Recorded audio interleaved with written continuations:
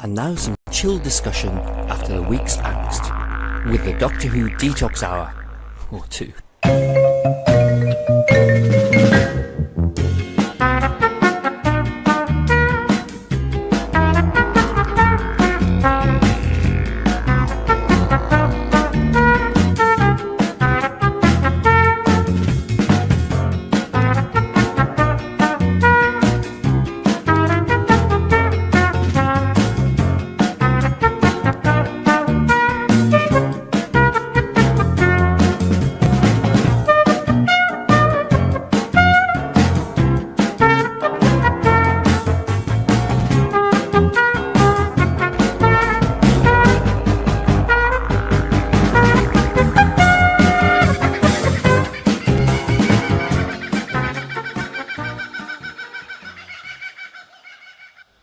So, Sophie, it's just a question that everybody's asking. Are you the sauce?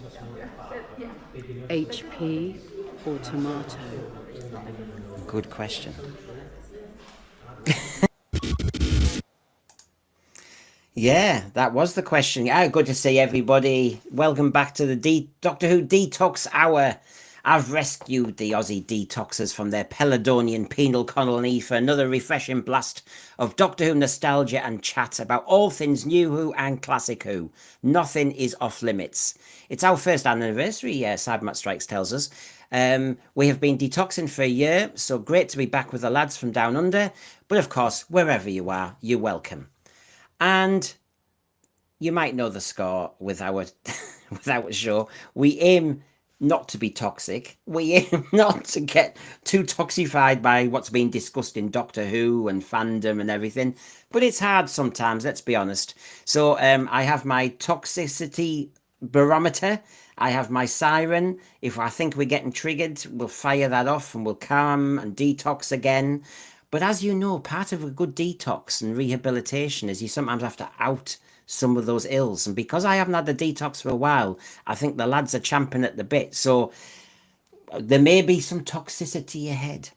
Anyway, good to see everybody. And so we'll get on with this one with our soothing Whovian spa day, or you get it off your chest Whovians Anonymous session. Take your pick. So let's go down under, way down under. Let's go down to Tassie. And let's have a look. There he is. Good to see you, Dwayne. G'day.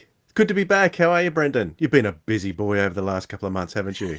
Well, you can talk. I mean, your sirens of audio, your little... I always call them conventions, but you have such amazing guests as well, and you've got more booked up, so you hardly stop.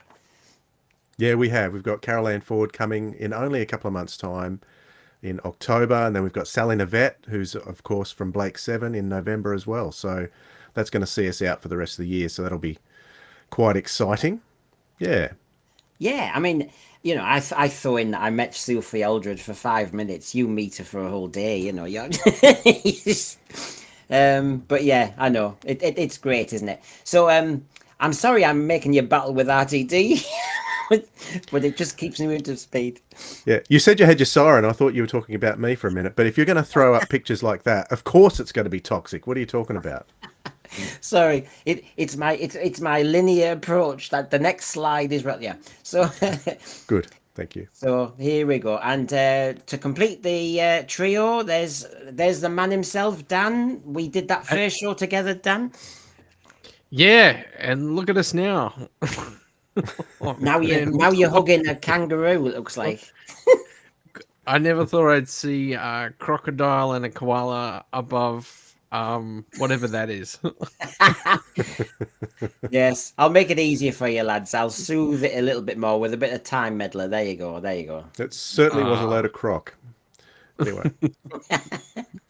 So good to see everybody in the thread. I will speak to you all in a moment, but yeah, you know, and let's soothe this now. This is the whole point. So we've got some lovely colorized time meddler, Peter Butterworth. I haven't watched this for a long time, lads. Have you? I did watch it not that long ago because I was going through all my Blu-rays, and of course this one's been released on Blu-ray, and yeah, it's sensational. It's probably my favourite story from the season 2. Yeah, have you done?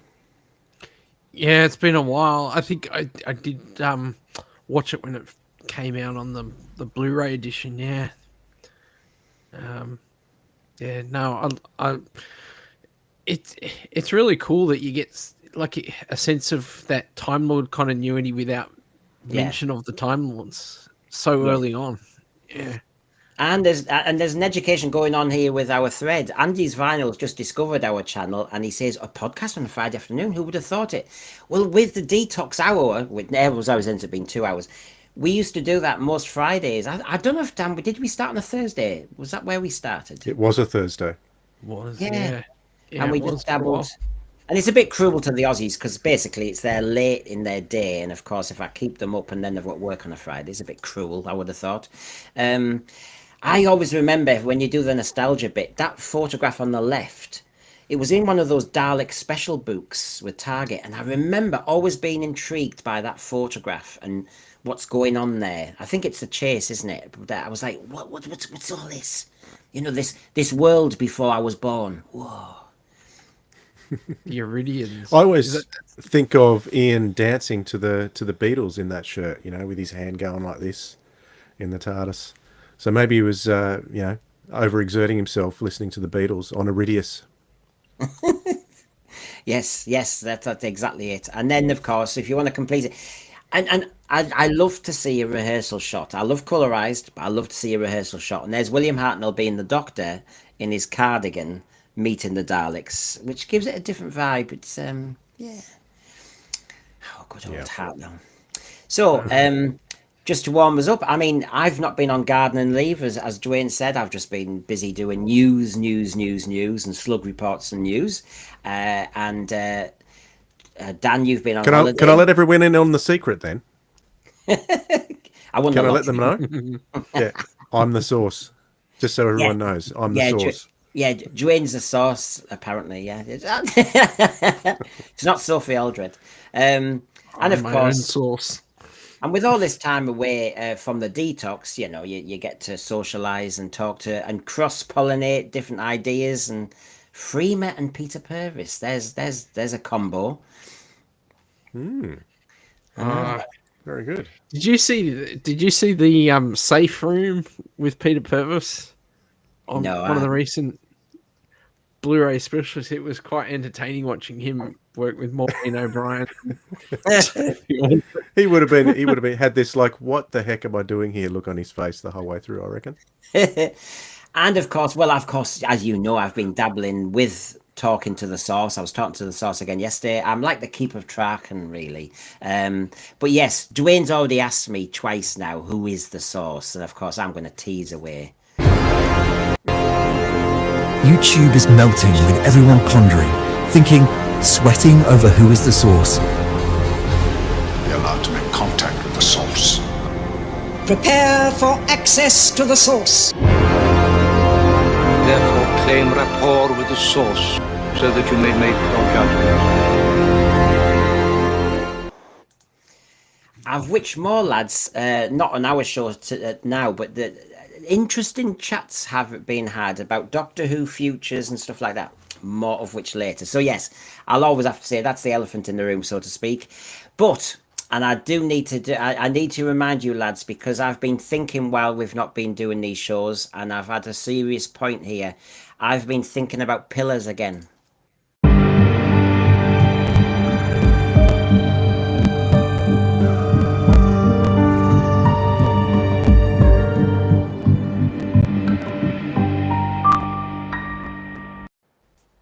Yeah, if you remember, lads, I wrote to the Doctor Who magazine years ago. It was the Peter Cushing cover, and I was bothered about the pillars in the Thal City and in the TARDIS. And I am very concerned. That one, yes. That one. That is the one. I'm in it. Well, I saw the pillar. It is there.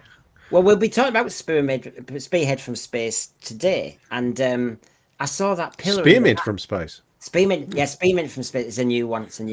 And sounds minty. It's a sequel. But look at that pillar. So, you know, I don't know. There's an issue. I thought, there you go. There's a pillar in Spearhead from space that's not been discussed on any stream I'm aware of. Tonight's the night. Yeah, that'll It's get right the up view. there with the source talk here. Looks like with that photo, you're holding us to ransom. Anyway. So there you go. Oh, that's a good one. So yes, we will do Spearhead from Space tonight, everybody. We will talk about Chris Eccleston and Billie Piper reuniting with Big Finish. We will be talking about one of these two wants to get something off their chest about Matt Gatiss. We've got various bits and bobs to be mentioning. But yes, this was the cover selling Spearhead from Space, all the nooks and crannies. So we will do that later. But maybe Andy's Vinyl doesn't know this, but new people to Detox, we do ups and downs of the week, don't we? And of course, that's why I normally ask the lads. It's a freebie on what they have been thinking about regarding Doctor Who. So here we go.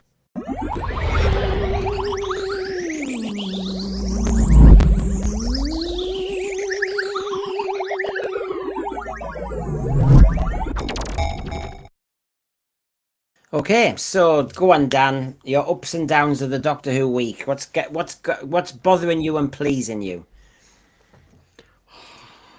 Well, I was hoping for some juicy stuff coming from this source. I've been trying to pay attention.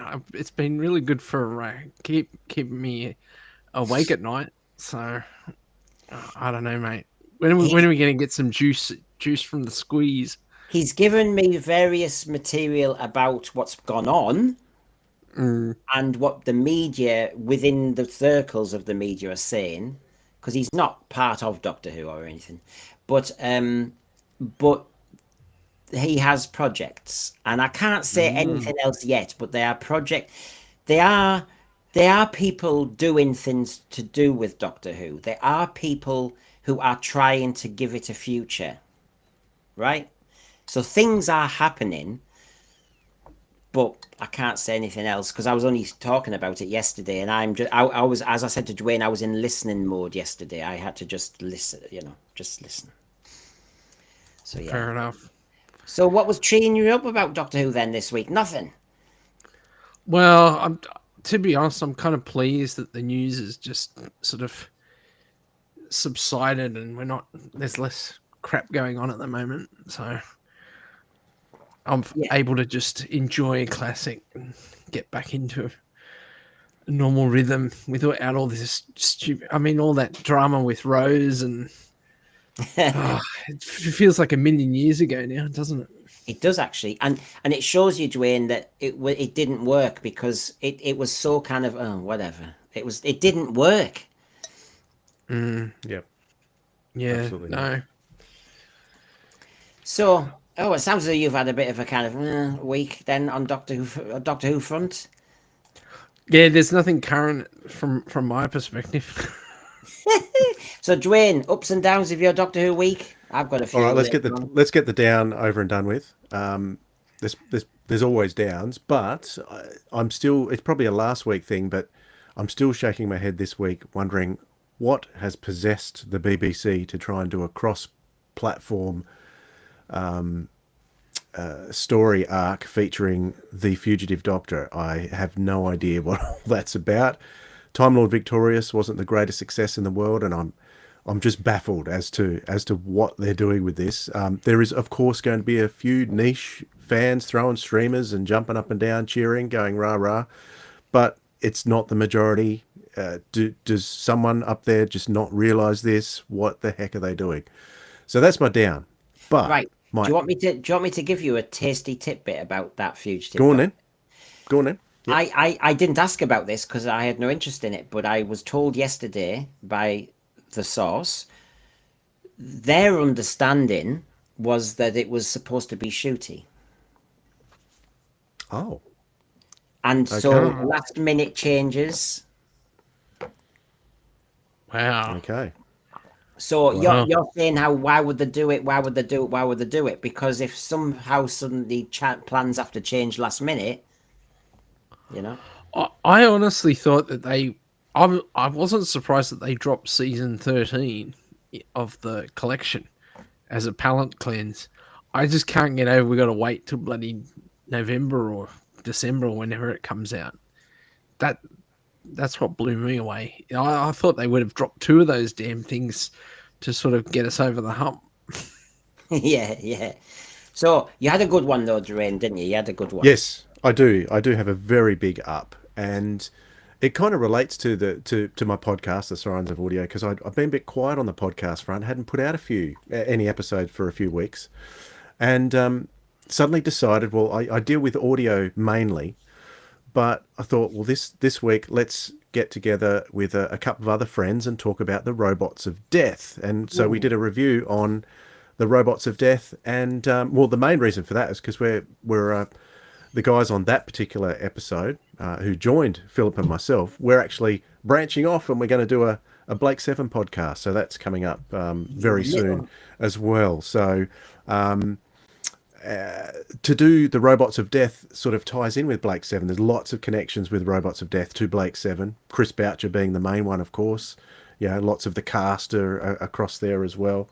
Yeah. And around about the same time.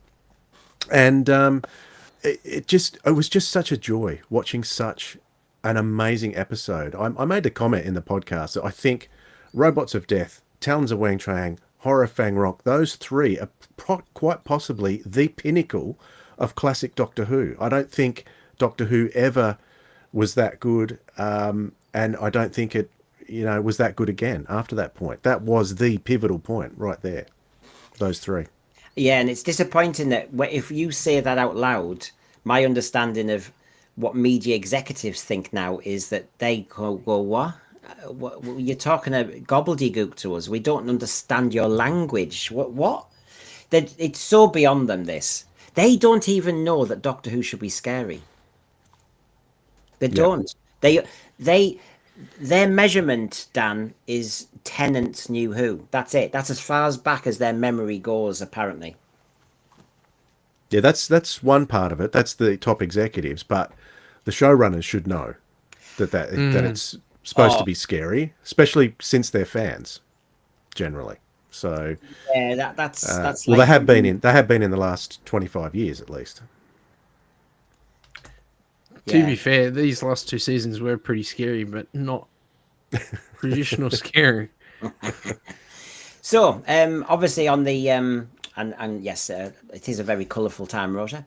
Well, come on, you can't help it. I'm shocked, lads. I mean, there were more photographs of Tom Baker, bless him, signing more autographs. I wonder how many autographs he's done. But in good health, it looks like. Signing away stuff. He's done loads of big finish as well, hasn't he? I mean, this man is prolific, and the gift that keeps giving to us. And of course, lads, I haven't really spoken to you properly. Season 13 is a coming.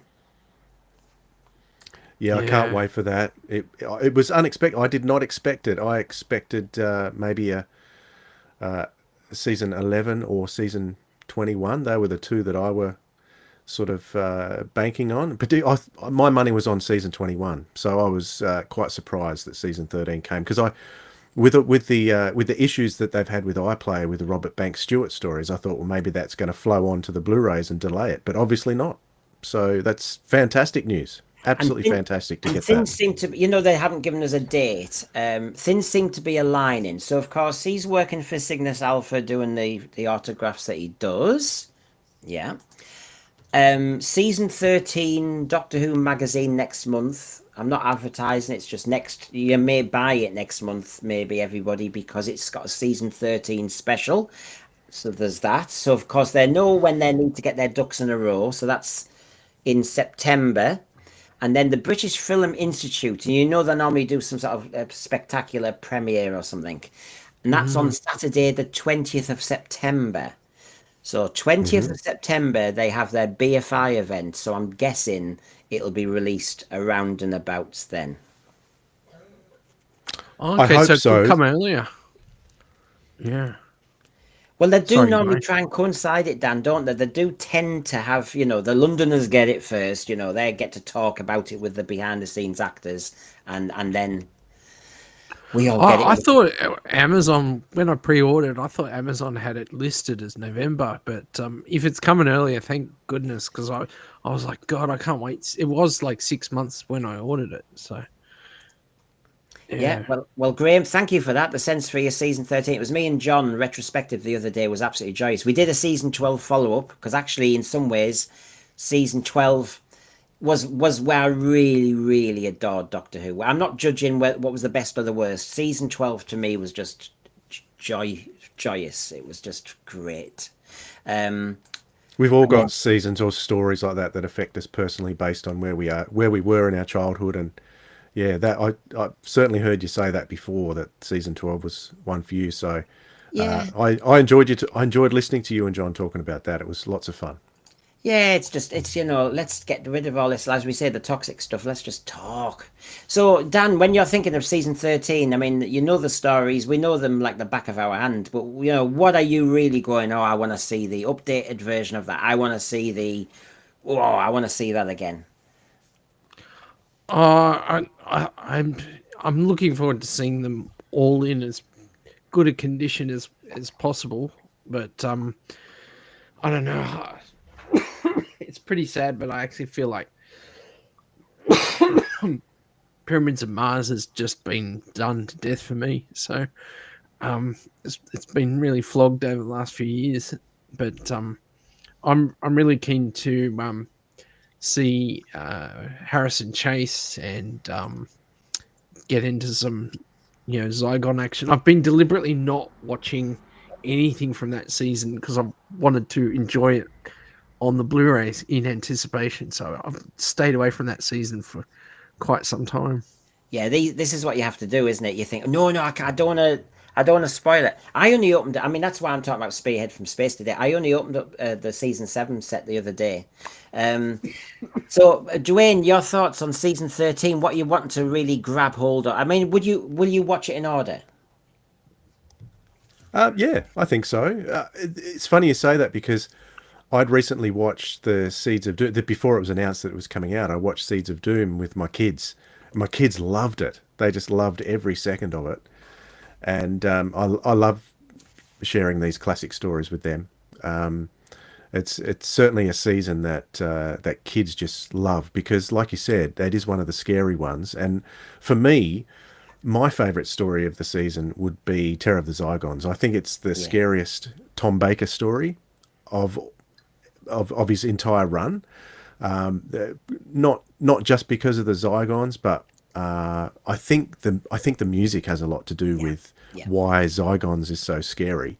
And it's interesting that the same musician was used for Seeds of Doom. So that's why those two stories are great to bookend that season with that particular spooky music. Totally different styles of music because obviously Zygons has the Scottish style of music that goes throughout. But yeah, that's the one I'm looking forward to the most. And there's something. But I also love Planet of Evil as well. I think that is just the way that's acted by Elizabeth Sladen, in particular the jungle scenes. Like, she acts against that invisible creature like so believably. You're scared. You're right there with her. It's an incredible, and the set design is probably one of my favorite set designs for the entire classic run of Doctor Who. That jungle scene is awesome. Jungle set. What's it called? Oculoid or something. That yes. The little eye. I mean, that in the end, when I watch Planet of Evil, I just want some of the jungle scenes. I just want to enjoy that. I almost don't want to get to the pit. I don't want to get to that, the black hole. I really hope they don't do too much in terms of any special effects on that particular one, because I think the original effects, like with the pit and all that, I don't want to see that flashed up. Really, I'd just like it cleaned up as is. Yeah. Well, there's the only one that has special effects is Zygons, isn't it? Yeah, Neil Cole. I was at Hexham a few weeks ago. That's where I met Sophie again. Was he'd done Scarrison. Yeah, he'd done the Scarrison, and it's tiny, but it was amazing. But I also got to, and I will be doing a report. I'm just waiting for Neil Cole to be ready, because we're going to talk about his exhibition, because he got Robert Alsop, who's done a lot of the costume designs and monsters, and it was in the Chris Chibnall era, but he's done movies, he's done everything, and there were some great people there to talk to. So it'd be great to reminisce. I've got a video of that and stuff. So but yeah, to see the Scarus, and I know he had to do that for the Blu-ray, and he had a massive deadline, and it was chaos. It was hard work for him to present it to Philip Hinchcliffe, who probably went, "Oh yeah, it's a Scarison." We have this kind of, oh yes, here we go. Yeah, it goes with the color system. The green and gold of Shooty Gatwa. There you go. That's sorry, I think I'll do it for you, Dan. Here we go.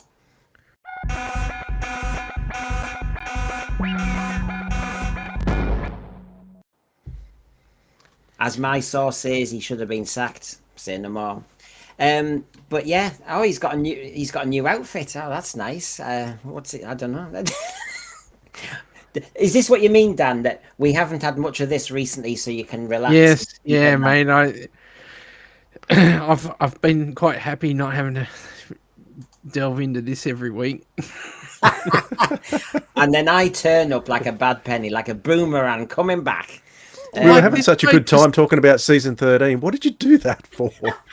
That was the segue from hell.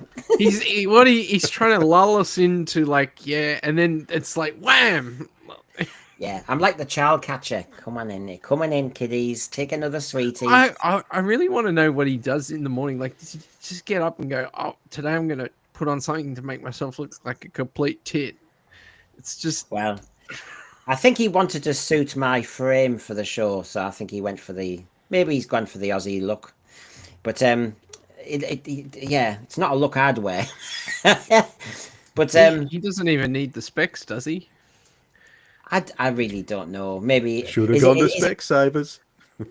It might be a Peter Davis and David Tennant thing. I'm trying to look as well. Those frames look like something Steve Urkel would have worn. Anyway, it's gone down with like a lead balloon in the thread. I knew it would. But of course, I do want to, before we hit some of the tasty items, I just wanted to show you. Will you be ordering this from Panini then? The Monster Makers comic strips? Oh, yeah. What's the web address? I've got my credit card ready. No, I won't. Oh, God. Do you know, it's almost sacrilege, though, when you see that cover and you think you've really bastardized a traditional one of the monsters in the 70s. The Target cover, and you little devils. Well, I've been feeling the same about the Target novelizations over the last few years. Just what they've done to those, it's just ridiculous, Yeah. Because the Target books were so important to me as a fan, who it was repeated a lot here in Australia. But if I wanted to go back to a story, then I'd go to the library and I'd get the Target books, and so it was very special for me. But no, what they're doing to them now is just it's just more vandalism, if you ask me. You see, it was interesting because I remember you lads chatting because you'd met people who'd done the colorizations of the war games. Yes, and we do respect the people behind the scenes and their skill and their efforts and their time. But when I recently was listening to a panel with Benjamin Cook and Rich Tipple. And they were saying how, in the end, they were forced editorially. RTD wants all of the colorized, edited 60s Who to look like new Who. And I thought, this is what I mean. You haven't got a cat and else chance, like you say with the Target books. If everything is going to get doctored to be in one frame, stop it. Just leave it. Yeah, that's why the Daleks failed. The Daleks in color failed magnificently. Because it was great watching all those shots in colour. The colorization was great. War Games colorization was better, but the Daleks was still good. It was great till you got to about the 40-minute mark, and then it turned into a rip-roaring, snorting RTD adventure with snap cuts all over the place, and it was just unwatchable. The music was ridiculous, did not suit it, and more vandalism. And this is... Dan, the more chats I'm having with people on the inside, I am realising that the BBC and anybody who makes Doctor Who, if they do make Doctor Who in the future, they're scared of scaring the kids. So when you mentioned, Dwayne, the music in the Daleks, that when it was edited, any scary moment, any moment where there's tension, they seem to just get rid of it and let's have some music and disco lights and do a song. You know, it just seems to be they've got the wrong idea of Doctor Who.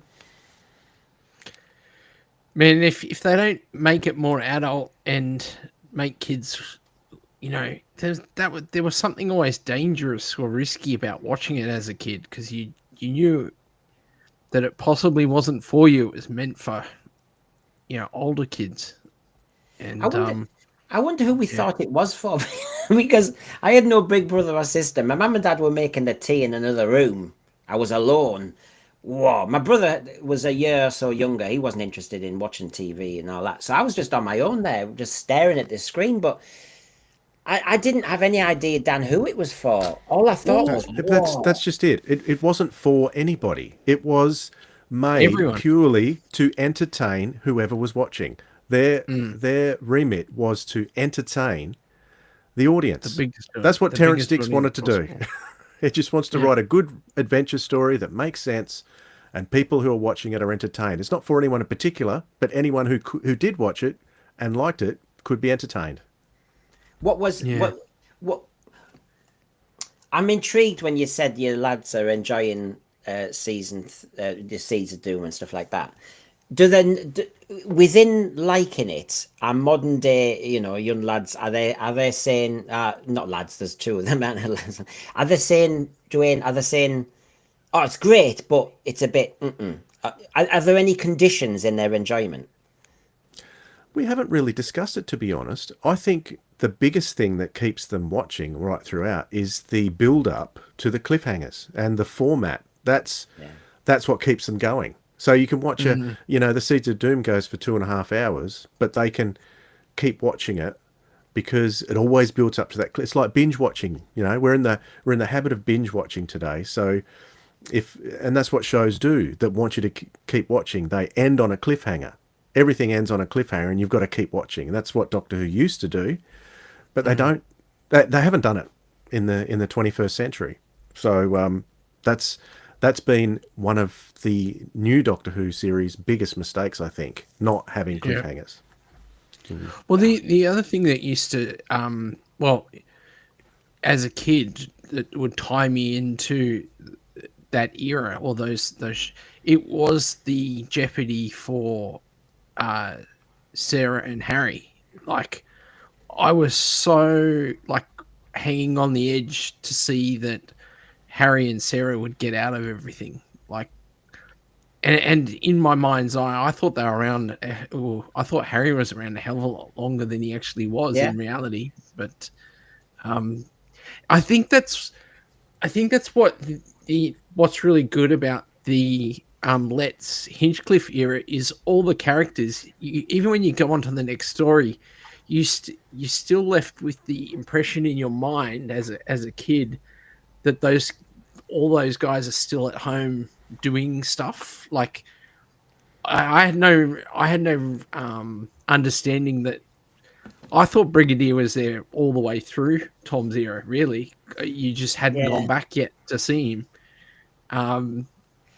It's not till later that you realize, oh no, they actually switched him out and didn't go. I think it's because I think you're onto something, because I think program makers now have forgotten that you give kids that imaginative space. So your head has already said, oh, units there all the time, even if they're not on screen. You factored that in. Yeah. Your imagination's doing the work. I didn't realize that between Genesis of the Daleks and Destiny of the Daleks, we had about 4 years. I mean, I'd had so many great stories in between. I wanted the Daleks back, but I wasn't kind of going, oh my God, this is a thing. Neither was I thinking that with the Cybermen between Revenge and Earthshock. It was just, you were watching Doctor Who and your head was going, oh, well, they'll be there. And I think program makers always disrespect kids, that they can do this, you know. We don't need to be told everything. Yeah. And I think that there's a lot to the fact that I said that they were making the show to entertain the audience back in the day. And I don't think, from what you've said, from things that the sources drop to you, you know, people are making shows not to entertain the audience, but to have some kind of portfolio, to have some kind of hit. to make some kind of statement, some kind of impact, so they can put their name on it. They're interested in themselves in this day and age of social media, where you make TikToks and clips of things here and there. Yeah. They're not interested in the audience. They're interested in themselves. I certainly picked up on that with the Matt Lucas, David Williams, and RTD interview. They were just so far up each other's, what's that I could not believe how much they thought of themselves. They were just interested only in themselves, not in the audience. Pretentious. That is the problem today. It is. Where's the humility? I'm a very grumpy old man, sorry, but that's just how I see it. Mark, For you. It wasn't for you, Dwayne. No, the truth is, there's a scoff going on now, I notice, when they talk about Terrence Dicks and Robert Holmes and Malcolm Hulke, and they talk about some of our... we all know that. They weren't just Doctor Who writers. They wrote for a lot of programs in the 60s and 70s. They were prolific. They were experienced. They knew what made good telly. They knew what made a good character and a good story. And you get the program makers nowadays, I think, get a bit scoffing about it. Oh, yeah, they were like jobbing writers. No, they just knew their craft. And you lot are so obsessed with a message or a thing that you forget that you actually do have to craft a program, and you do have to craft a story. And there are some in the audience that like that kind of thing, but it's a very few. It's certainly not enough in the audience to keep the viewing figures up. That's for sure. I was talking to someone just yesterday, and they'd seen a tweet by someone saying, "Well, what was that Sutek episode called?" From the season 1 of Disney Who, what was that called? That final. It was called a mess. Empire of a mess. Death. Yeah. Whatever that was. Oh, Empire of Death. They said, you thought Empire of Death was bad. At least it wasn't as bad as a season closer as Talons of Wang Chiang. What? What are they talking about? Are these kids really that soft that they don't, they attach themselves to these stupid talking points? Yeah, that'll be some doofus that's bloody heard that Talons is all racism and virtue signal. There'll be someone trying to virtue signal the fact that that it was all racist and knew who's way better. Yeah, but they're the people they're writing for instead of for everybody. But this is partly what you were saying, Dwayne, about you look at Big Finish a lot. I mean, so we've got all these comic strips. It doesn't appeal to me at all. Sorry, folks, not my thing. But I did ask you, because I did a thread recently. I did a stream recently where somebody in the thread had said, in what I was referencing, they said the Sisters of Khan had lied to the Doctor in the Night of the Doctor. Basically a Big Finish had done a follow-up, and I think you said it was probably this one, the War Doctor, where... What was all that about? So the Sisters of Khan have been in it a fair bit, have they? They were particular in that one because that War Doctor box set leads directly on from Night of the Doctor. So it goes straight after the Regeneration and the events that take place exactly after. So it's not so much the Sisterhood lying to the Doctor as much as them being used and in cahoots with the Time Lords to try and get the Doctor involved with the Time War, because the 8th Doctor has been running around at the end of his life on Big Finish, trying to sort of dabble in the Time War, but not really get involved with it. So the Time Lords wanted to get the Doctor involved in the Time War, and that was their way to do it through the Sisterhood. Yeah. Okay, but you were saying also about Big Finish, right? We're going to do a bit on Big Finish today anyway, but Big Finish wise, are you finding it's a bit like Target Books? It's a bit like Doctor Who, the TV program, that it's actually too many, or the styles changed? What are you finding? I'd hate to be going into it as a new fan. I would not know where to start. There is just so much there. But just the decisions that they're making to focus on things like, the Fugitive Doctor, the majority of fans don't care about that. Jodie's Doctor, yes, there's vocal fans who love the 13th Doctor. Fantastic. If they can sell enough to make a profit and keep going, good on them. Fantastic. It's a different model to the television series. So if they can sell enough copies to that vocal minority, that's good. but it certainly doesn't interest a fan like myself to the degree that they're doing it. I mean, Eccleston's just started, but they're putting out one episode every 2 months. So he's got 12 episodes done, but it's only one 50-minute episode every 2 months. So that's a 2 years worth of Eccleston, very drip fed over a long period of time. So Yeah, it's a funny one, that, isn't it? Let me just get myself in order. Sorry. I've clicked on the wrong one. First mistake of the day. There you go. Oh. Avert your eyes. Avert your eyes. There you go. You were talking about the Fugitive, Doctor, just so I'm ready. But you were talking about Big Finish. And there's stuff on everything. I mean, I don't know. Is this too much? I look at this Smith and Sullivan reunited. I'm going, I don't know if I know. I take what you were saying, Dan. I like that TARDIS crew, but I don't know if I want to hear. Well, it's not them, is it? It's other people playing them. I'm not interested. well, I will say in this one's defense that Sadie Okay. Miller does an excellent job as Sarah Jane. She's Fair just enough.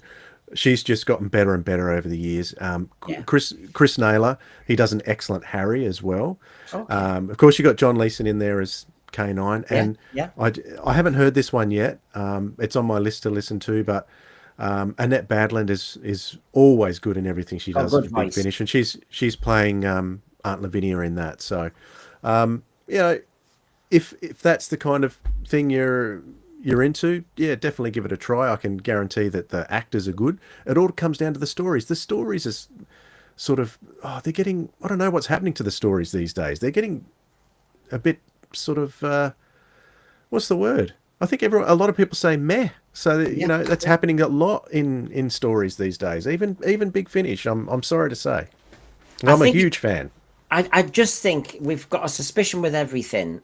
I don't think Doctor Who's run out of stories. I think what's happening is the motivation of those who are making stuff. It's about, as you said, it's content.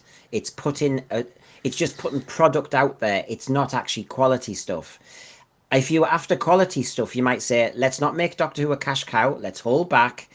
Have we got some decent stories? And if you don't churn it out.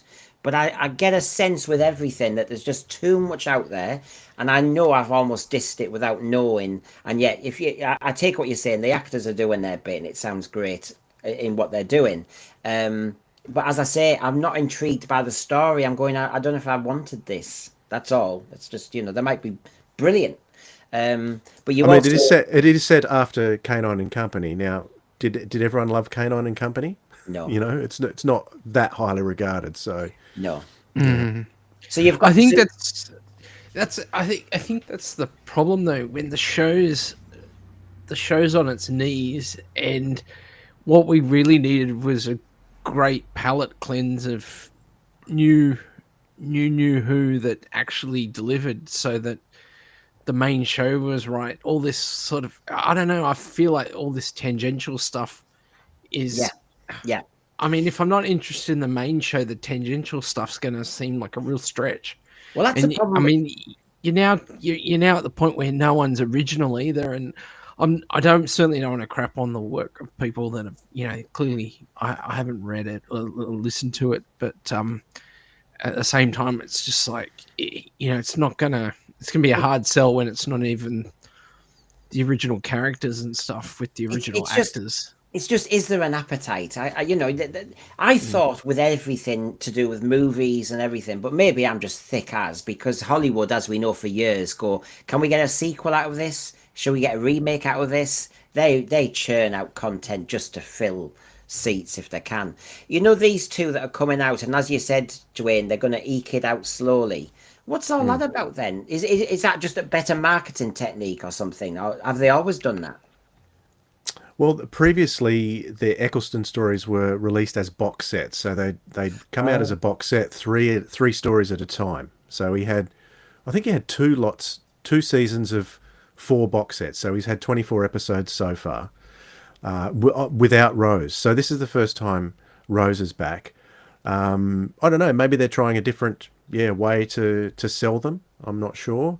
But at the first one, Snare, that was released just yesterday, and I did listen to that today. I picked that one up and listened to it today, and it's fantastic to hear Billie and Chris together. If you're a fan of that era, They really are worth it to listen to them. They've got the chemistry. It's got Camille Kaduri in it. The writers, the writers I can really vouch for. Tim Foley's a great writer. So is Tim X ATAC. They've got a good record for Big Finish. The only problem I kind of have is that they've set them back on Earth, and that was one of the criticism of the first series anyway, was that all the stories were either on Earth or just above it or whatever. And so that first story is in the Powell estate. The second story is in the Powell estate. I'd like to see that, and there's reference to the Doctor and Rose going off into space and having these adventures. Well, I'd like to see them. Thanks. Not see them, but I'd like to hear them. Instead, we're on the Powell estate. You know, this is treading over the same ground that we've had before, which is a little bit disappointing to me. But as far as the acting goes, the writing, the story was okay. It didn't blow my socks off, but you know, it was okay. But to hear Chris and Billie together again was great. Well, to be fair, it must be. Oh, sorry. So C's saying, look, there's so much content out there. Yeah, I'm trying to get Dwayne to, and he's obviously supplied me a list. We just need to arrange a recording time where he's going to treat me like I'm pretty new to Big Finish. Where should I start? Depending on what I like. So C, you might come on that journey with us, because there's so much content. I just think I'm not even going to bother starting. But actually, I'm gonna wade through it with Dwayne, and Dwayne's gonna, since he really knows his content from doing Sirens of Audio, he's gonna just eke it through with me. So we'll sort that. Sorry, Dan.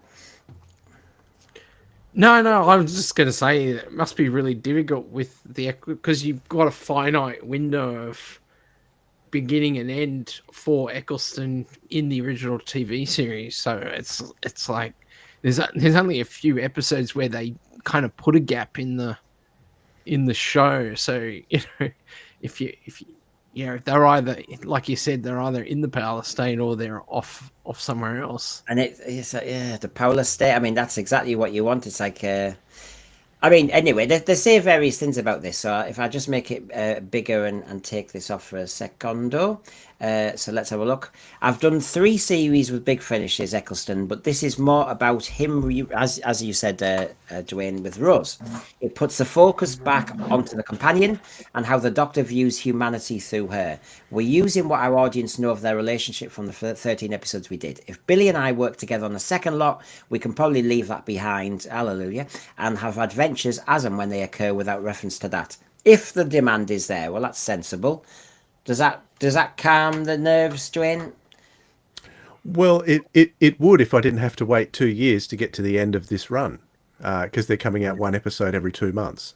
Because they're doing a Ninth Doctor, then they're doing a Jodie the following month. Ninth Doctor, Jodie. They're sort of alternating that way. Okay. He's a decent bloke, isn't he? He's bothered about the ensemble. He's always bothered about everybody else. Billie says, I suppose what I experienced as an actor was mirroring what was widening in the stories, because I was really green and I always wanted to be an actor, so it was a really big deal to me. I felt very unsure of myself, but with a huge thirst for what was happening. And then for series 2, because the show had been such a huge success, everyone was pumped and adrenalized. Here, I want Rose to still have that youth and curiosity. She's not as long in the tooth at this point. Yes, I can't say. Go on. I've got a great respect for these two, because they did such an amazing job in their performance throughout series 1, particularly Christopher, who was going through all that behind the scenes nonsense. And you wouldn't even know. To watch the series, you would not know. He was so professional about it. Whereas you watch some of the shooty stuff, and you can tell that it would be hell behind the scenes with him there.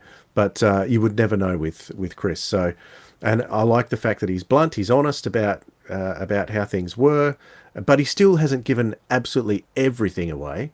Might save that for his memoirs one day, I guess. But it could be interesting to hear the whole story one day, even though we know a fair bit of it. We've heard, we've all heard fair bits. My source said various bits and bobs that, you've got to look after who was in the show, but it's quite clear that Billie was nervous.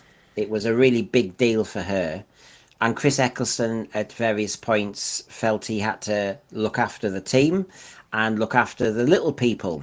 And when I did the show talking to the source about Shooty, and that people remember, my source doesn't go into a room with media executives and talk about Doctor Who because it's like that's like the last thing you do. So he's talking about other stuff, and then somebody mentions Doctor Who, and he said in one of those mentions, they said, "Oh, there's a problem with the talent," and of course, Dwayne.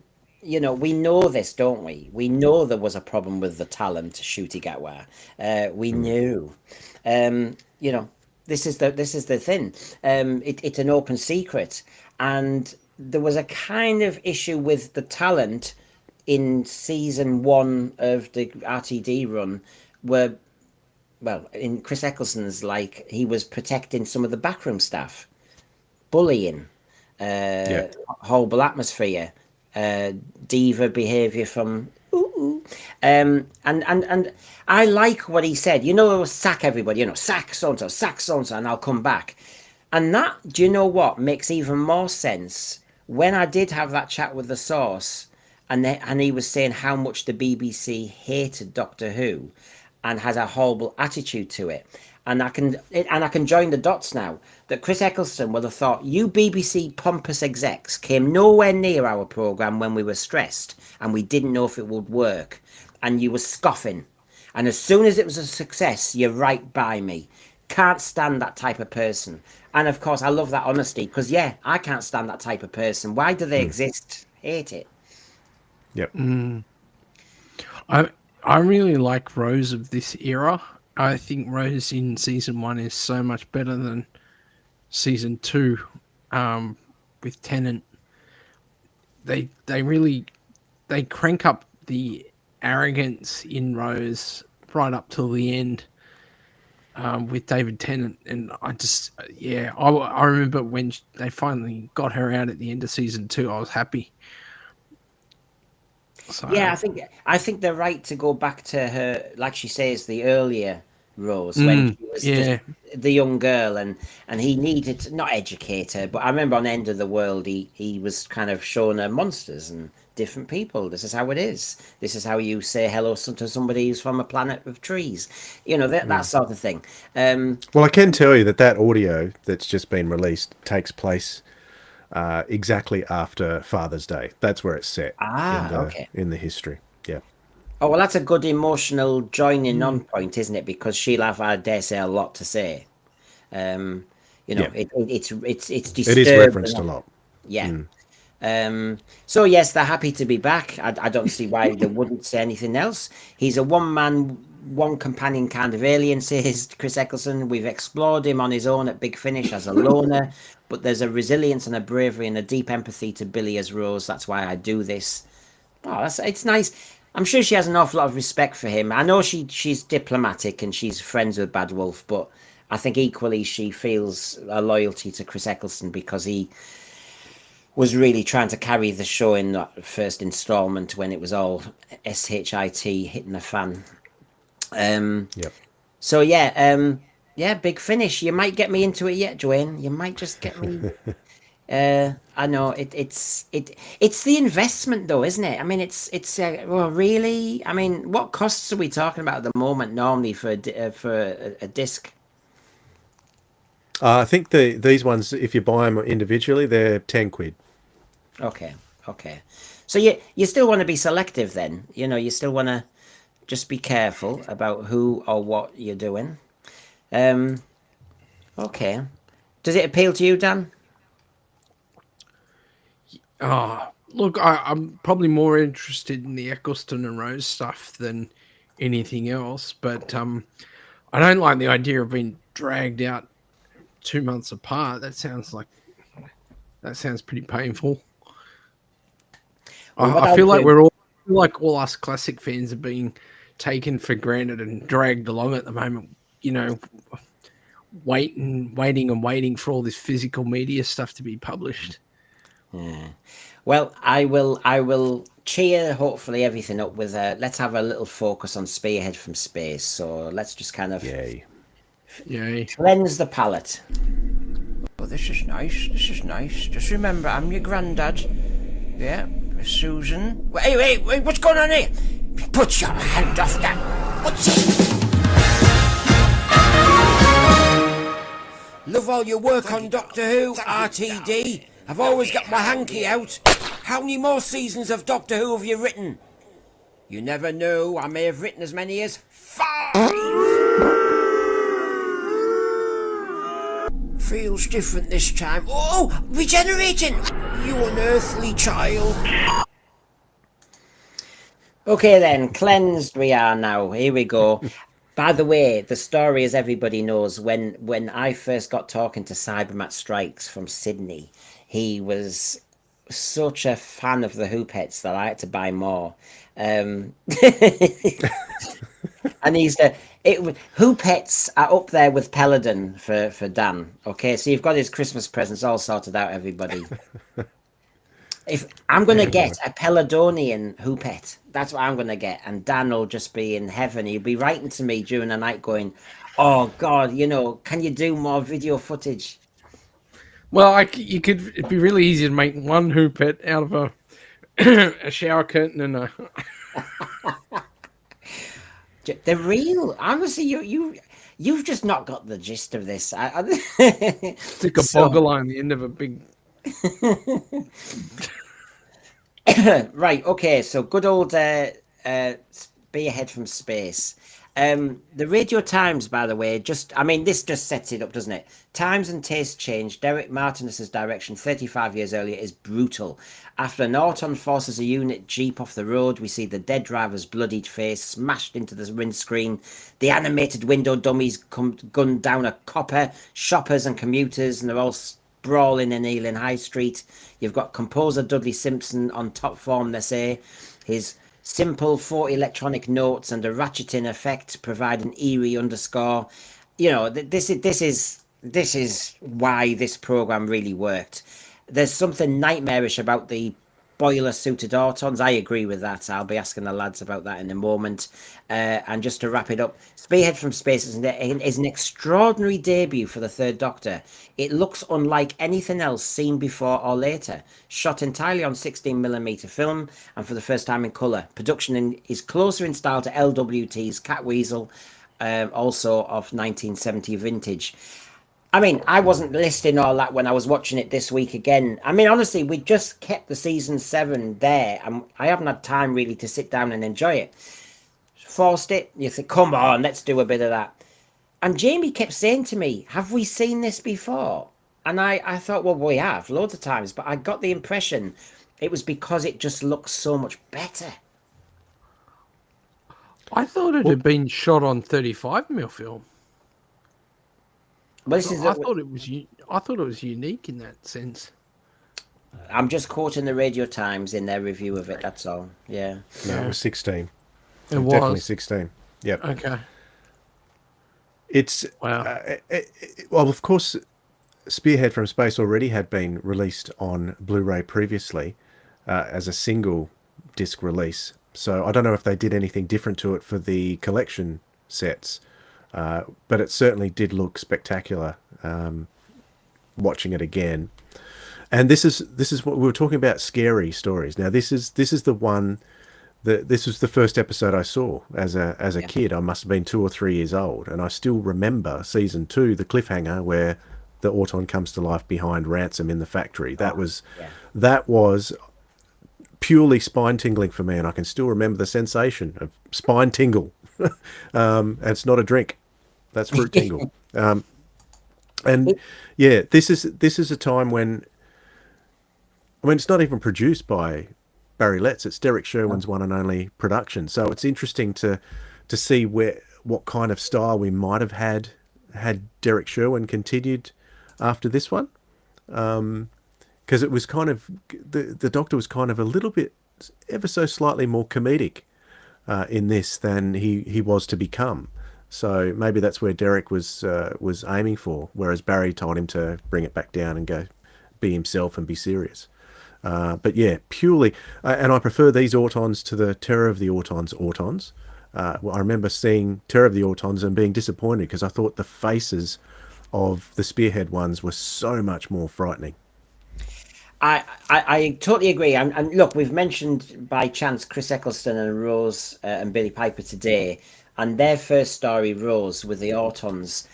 They were too good looking. They had good hairdos. It was styled. It was all.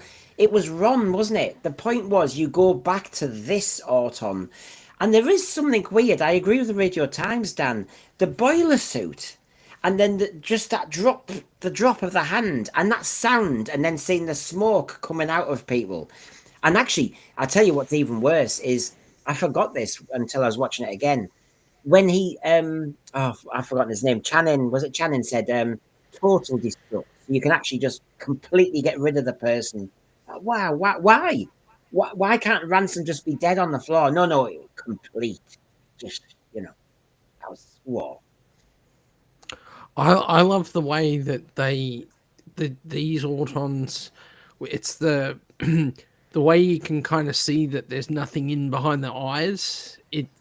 It looks like when you're looking at their faces that you can see that it's covered, but you can tell that there's a cavity there, and it looks like there's nothing inside. It's just really creepy. But you've got the whirring sound that's very creepy as well. Yeah. That always scared me, that noise. I couldn't go into shopping centres for years without being frightened of the mannequins. And it was the one Doctor Who monster that I had nightmares about more than any other, was those. Well, Andy's Randall saying there's an uplift on the new Blu-ray collection. It has improved sound quality. It's the look, though, Andy's Randall. I must admit, I knew what would... It was episode 2 me and Jamie were watching, and he said, I haven't seen this episode. And I said, no, we have. But I just don't know if we were noticing different things because it just looks and feels better. And I was thoroughly enjoying its vibe. I watched season 7 backwards when I got the Blu-ray just to mix it up because I wanted to see what condition Ambassadors and what was the other one? Inferno. I wanted to see what condition those ones had been because those ones had been, especially Ambassadors, had been through the meat grinder trying to get it back together again and get all the color fixed up on it through the VHS. And I think it was one of the early ones to get the chroma dot process as well to try and bring the color back. And not all the masters not all the film had the chroma dot, so it was it must have been a real bugger to get that sorted out. But if you go from those stories backwards, by the time you get to Spearhead, it's like a relief because it looks amazing. Because it's a noticeable jump up from those other episodes that season. Well, Anthony Parkinson was saying that this it's a bit Quatermass from the pit, which is why Nigel Neal hates Doctor Who. It did have that vibe, I must admit. They hit all the right kind of touches. Yeah, another Earth story. Here we go. We're exiled on Earth now, but it just had that. They reintroduced Unit pretty well. I love all the car action. And I love where, we didn't have the silly Stark Tower nonsense. What we had was, you just go into some sort of, establishment and into there. Yeah. And could I just correct that there? It wasn't Quatermass in the Pit that this was homaging. It was Quatermass 2, which actually had an opening that was similar to this with the meteorites coming down to Earth. It was a similar kind of thing. People saying that there was tense seeing that beginning with the formation of meteors, and which obviously is impossible. I don't know. I was impressed by seeing the Unit lab. We all know the Doctor during this period had the lab, and it seemed to keep changing. But that lab had that echo. It was vast. There was so much chemical equipment, and it was like a real good old-fashioned science teacher's classroom, but on speed. It was massive. I loved that. I love this sense of outside broadcast it had. Oh, what such a shame. The factory, the corridors, the hospital, everything had a really nice look to it. And whether it was too expensive, I don't know. But I thought, what a shame. This was a really good launch. Well, it all came down to a strike because the video cameramen were in a different union to the film cameramen, and they were the ones that were striking. So it was either cancel it or use film. And of course, the Doctor has a tattoo. Yes, there's lots of theories about that, isn't there? Do you know what the daft thing is? I'd almost fallen into the myth bit that, yeah, this is when John Pertwee was his most comedic and all the rest of it, and then he toned it down. Having watched it again this week, I thought he wasn't really. I mean, gosh, he was, you know, I mean, he did tone it down even more, and he got very serious, which I loved. But actually, he played. It's amazing. It was you can see this is that Christmas Invasion is a bit of a homage to this in parts by RTD, because of course keep the Doctor in bed for a while, as long as you can, because it's amazing how much John Pertwee is not doing in the first 2 episodes in particular, while we establish things and introduce Liz Shaw properly. You'd argue that Tom Baker and Peter Davison in their opening stories with Robot and Castrovalva, that they were just as playful as John was in this story. I didn't. I think he was. Yeah, certainly. He wasn't playing for laughs, really.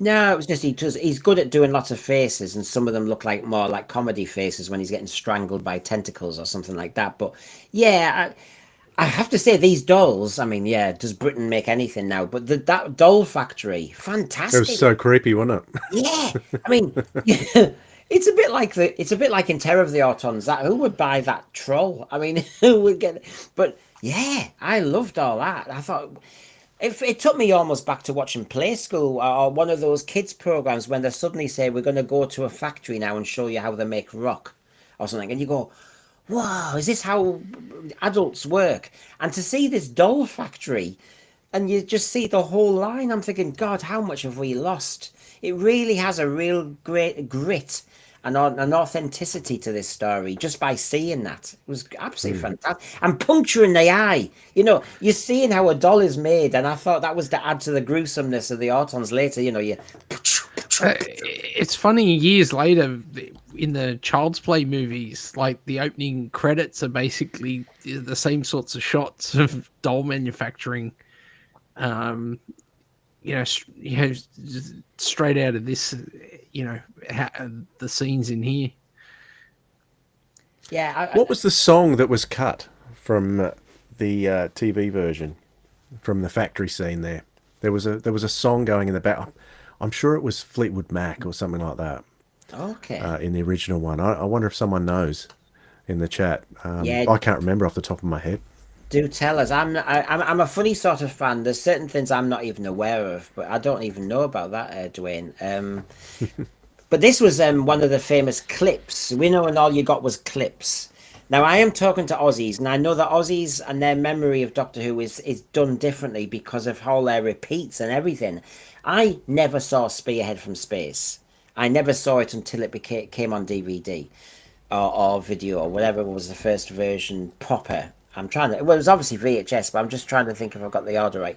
The clip here, though, with the mirror was probably one of the first clips I saw, as well as an Auton on his own amongst in the forest. That shot of his face. And to get him saying, oh, I don't know, I look quite distinguished and all the rest of it. And I can't remember what clip package that was from, but I thought, oh, yeah, this is good. And yeah, that's all you needed in a Regeneration. You don't need him to go manic, strangle his companion. You don't need him to go into all loads of chaos. Just get on with it. I love the fact that weird doctor had the cloak ready. You know, it's like, I'm going to work in the cloak. Yeah, go to work, I'd say to doctors. Seem to strike too much at the moment. But yeah, wear a cape if you want, but we're not paying for it. So yeah. And yeah, I was dreading this moment when I was watching it again this week, but actually it isn't what I thought it was in the past. My memory has played tricks with me. It was fine. Is it the first time that you hear a potential swear word in the cliffhanger of episode 1? With the soldier yelling at the other one, telling him, what are you shooting at, you stupid? And I can't remember exactly, but there was some potential swearing there, which was pretty funny. Andy's Randall says Fleetwood Mac. Can't recall the song title, but yeah, Fleetwood Mac. So we'll get on. And if it was 1970, it would be the original Fleetwood Mac before Lindsey Buckingham and the girls. Yeah. And John Yulden agrees. So there you go. We're getting agreement. It's definitely Stevie Nicks. That's who it is. There you go. The scene where he gets shot. So he's got his mouth taped and he's escaped and he gets shot by a unit soldier. It has a similar vibe to Harry being shot in Terror of the Zygons. I find that kind of it's out there. It's kind of whoa. I mean, what a dramatic. You've got a brand new doctor and straight away you've got a unit shooting him. You don't know if he's dead. So wow, I love it. And RTD recently in one of his I know he talked to the two lads that you're referencing, but he did he talked to a Manchester drag queen, and I did a show about it, and I did all the transcripts. And then he said he takes Doctor Who very seriously, don't you know? That he doesn't show blood. You can have lasers and deaths, he said, but you can't show blood. Now, I know he's referencing stuff like Attack of the Cybermen, but the blood in Spearhead from Space, me and Jamie looked at each other going, oh, this is more like it.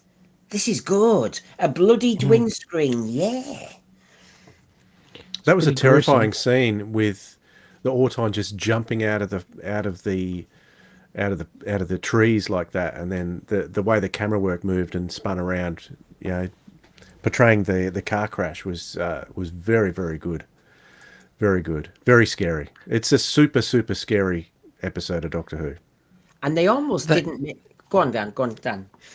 No. Just in terms of the Autons, like where because they can be kind of slow and menacing, but then all of a sudden they're very fast, aren't they? They can get into a sprint when they need to. Yes, which makes them dangerous. Yeah. There's something weird about them because obviously, it's just an actor, but there's something about that mask and the boiler suit and the arm that sometimes they look as though they're a little bit more robotic. There are scenes, as you say, when they walk slowly and carefully and sinister. But then they are so blooming nimble when they get going that it really catches you by surprise. I've always referenced the Sea Devils and said the thing about the Sea Devils to me that put chills on me was how fast they can go down a corridor. And there's a certain... it's how their physicality is, the Sea Devils, that really would scare me because, yes, I know it's their running and we've had people who can run, but there was just something about how they ran. And equally, I agree with you, Dan. The Autons, wow, it was scary to see how nimble they were. So your imagination was basically saying, if they find you, you're a cropper, basically. Mm-hmm. Well, the other thing is that you sort of realise that when they, when the Autons and that, when they can just come in, they seem to be able to just find you, don't they? Like when they come in the tent and things like that. If they've got the brain print, the brain print. And you probably find that we're all sitting here going, "Oh, it's amazing how they did this," and you find out it's just because the poor bloody actor couldn't see or couldn't move inside the rubber suit, so they just kind of had that physicality by default because they couldn't do much else. Yeah, Andy's Vinyl is saying, I'm pretty sure some of the outdoor scenes were shot at or near the BBC engineering facility at Evesham. Simon Anthony, who's been on our show, and we did that video editing one. Is that the same one, Andy's Vinyl? Because he said Robot was made there as well. They had a bit from Robot made there and was telling us all about that. Do you know what? Whatever the reason is, context-wise, about whether there was a strike and all the rest of it, Unit and that hospital and that whole setup, it had such a fantastic... I don't know. I think this so worked. You had the press conference. You had... Is it Channing? I keep getting his name wrong. Yeah, that's right. Get to the press conference photo. Could you go back to that for a second? There was one actor I wanted to point. You see on the left-hand side of the screen, there's a little face sticking out, looking directly at the Brigadier. Yeah. That's the first appearance of Prentice Hancock. Do you know the other stories he was in? Planet of Evil. Yeah, and he was in two more. Come on, it's one of your favourites, Brendan. Come on, you should know this. Sea Devils? No, it was Planet of the Daleks and Oh, of course he was. the Reboss operation. He was in those 4. That's right.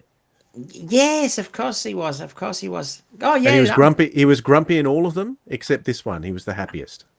And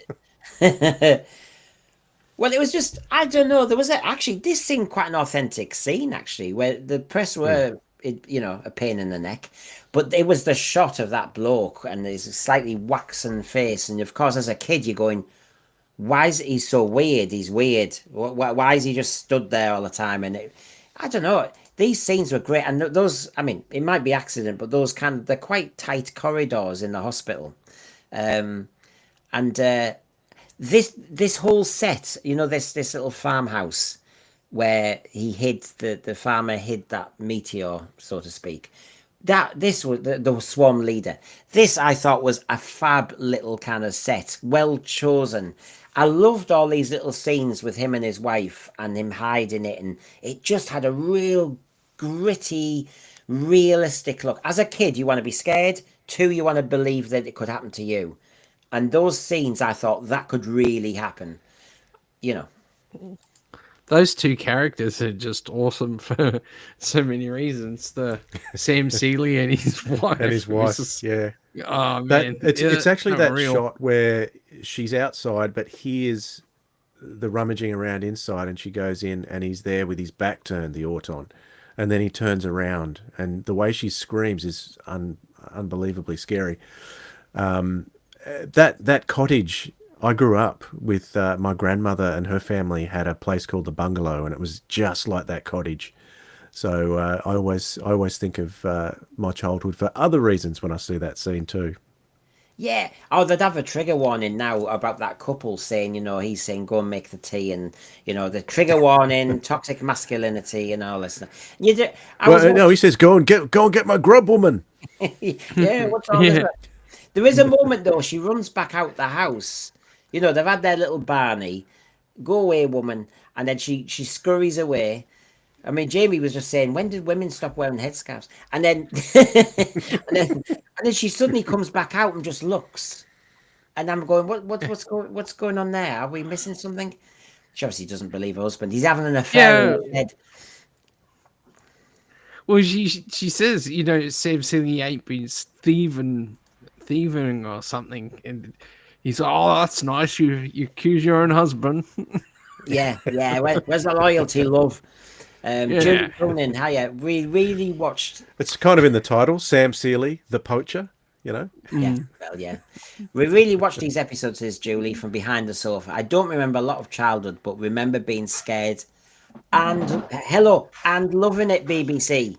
Loving it. Stop being so scared. I know you've all got your pensions and you all live in the south of France, or you've bought Cornwall second homes, but can you please develop a backbone, BBC? We want to be scared. Get over it, idiots. Well, I know my kids love it. Well, My isn't it kids are funny? that prime age, and they love all that classic stuff. I would have thought the curse nowadays, when you're trying to win over kids, is there's just so much competition. The last thing you want to be is diluted and boring. That's the last thing any TV should be to kids nowadays who have so much that they could go to. Yep. What was RTD saying recently? That he was defending the show and saying that it needed to stay camp and light or comedy or something, and I was just like, what are you talking about, mate? Yeah, that's not what made the show popular in the first place. He seems to me, I've got the quote, not here, but he seems to have jumped the gun a little bit. He jumped from, I think we all agree that what the beauty of Doctor Who was after 4 episodes, you've gone from an alien planet to historical Earth, then you jump somewhere else, space freighter or something. And so it was always changing, it was always good. But that word changing and changing setting and a new cast every 4 weeks, he has bastardized that. And now he's basically saying one story is a kind of musical, one story is a bit comedy, one story's got a touch of scares. No, you've got it wrong. Hinchcliffe was not thinking like that. Hinchcliffe didn't say, oh, we need a musical now, Robert. No, you've got it completely wrong. Your USP is quite obvious. Behind the sofa, just get with it. I wonder if Russell had seen that previous image that you had up with John Pertwee holding a sonic screwdriver.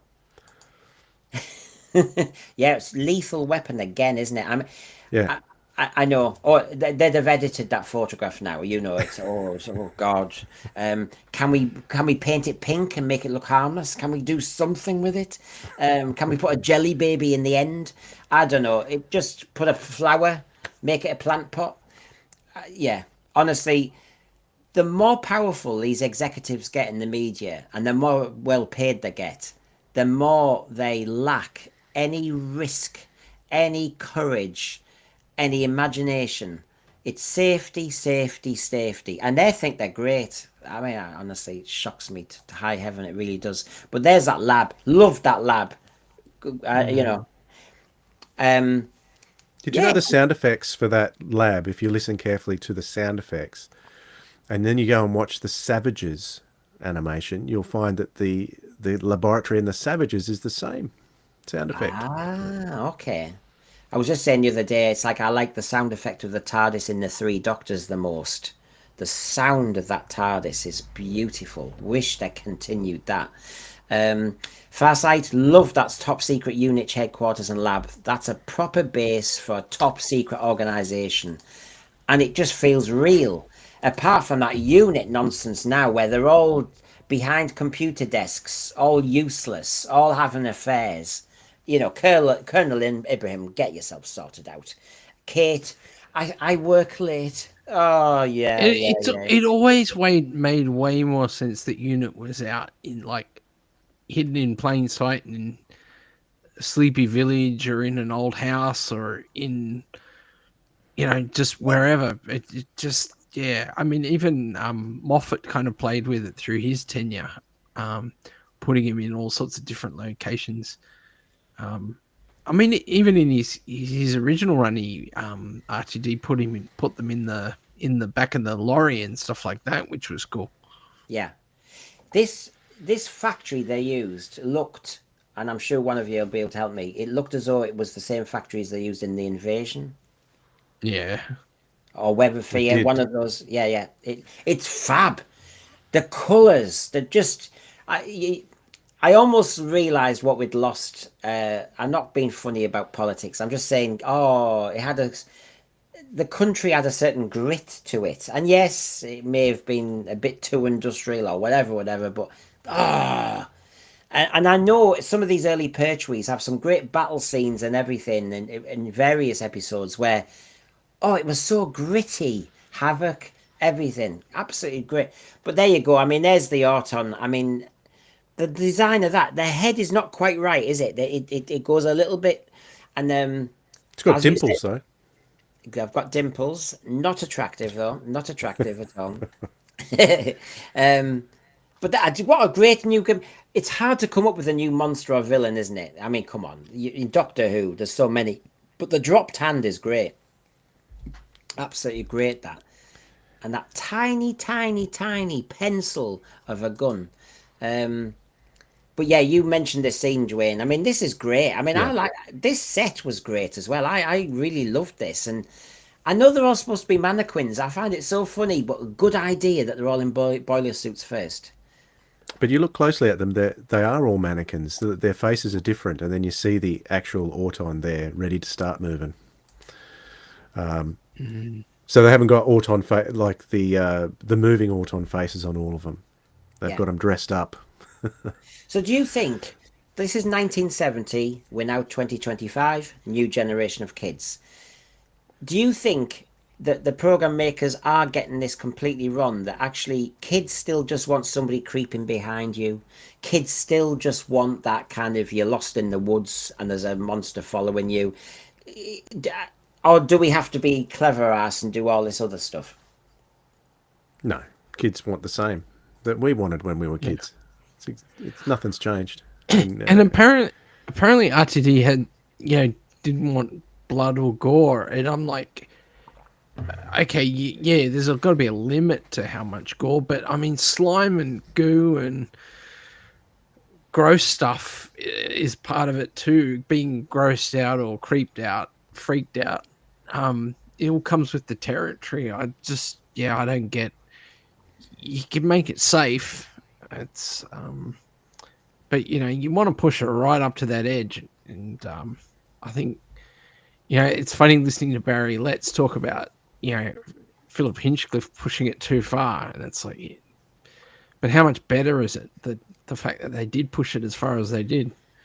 The trouble is, we are where we are, aren't we? 2025, and when I keep hearing various things, I worry that this sort of love fest for this era, which when we say, no, this was really good, season 7 was really good, these scenes were really good, this is what Doctor Who should be, that it doesn't matter. It's never, ever, ever going to be even attempted again.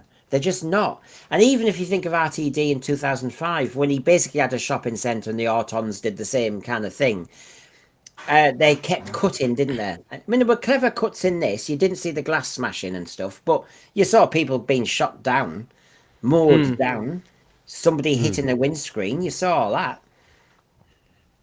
Yeah. Well, these guys are all strangers, but in RTD's reboot, we were introduced to Clive, and then they killed him off in the same episode. Yeah, and now he's a smoggy queen. Yes, I did change my mind on smoggy queens. So yes, he's a good actor, Mark Benton, anyway. But so yeah, I mean, you've both watched season 7 again recently, haven't you? When you got the collections. I have, and I actually watched the omnibus versions too, which I think worked quite well. If you want to watch something that goes a little bit less, yeah, save a bit of time. They were quite good. Do you think the because of the HD nature of the Blu-ray, like you see a little bit too much of the nesting consciousness, the squid thing? It's a little bit more obvious in the Blu-ray edition that the weaknesses of the monster itself, which, No, I thought it was obvious on video, on VHS. Well, I mean, it was, but it's really obvious. You know what? Honestly, we watched it last night, the episode 3 and 4. I was waiting, and you as a Doctor Who fan, the moments, and I was thinking, oh yeah, and the tentacles and actually, do you know what? I fell in love with. I always liked Spearhead from Space, but I really fell in love with it. And actually, we both said, "Wow, that was top-notch Doctor Who." And yes, I know what you're saying, Dan. But even those bits, I thought that wasn't too bad. That wasn't too bad at all. I don't. This might be like up in the category of like pillar talk, but up until I saw the HD version, I kind of thought that the patterns on the floor of Channing's lab, were like the Telos logos for the Cybermen on the floor. Oh, hold on! Alert! Honestly, you take the mick out of me.